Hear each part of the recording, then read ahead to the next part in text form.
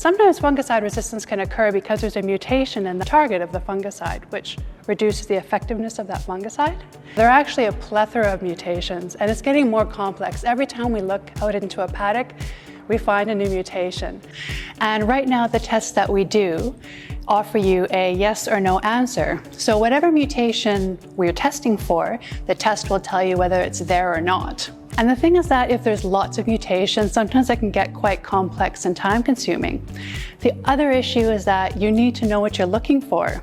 So we get a sample in, we have to test for every mutation that we know about. And every time there's a new mutation, it adds an extra test. So it gets quite complicated. So our project aims to develop a test that will be simple and scalable, and will also test for both of the mutations that we know about and the mutations that we don't know about. So that's when I discovered this little handheld sequencer from Oxford Nanopore Technologies. And the beautiful thing about it is that it's the size of a Snickers bar. It's accessible, it's quite cost effective, and it's on your benchtop and you can do sequencing whenever you want. So I think monitoring is really important.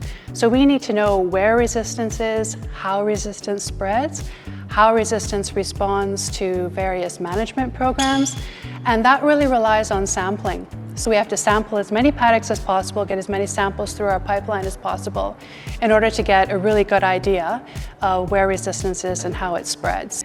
So we hope to develop a simple, rapid screening tool so that we're able to test as many samples as possible and hopefully shrink that sample to result timeline and get results back to growers as quickly as possible.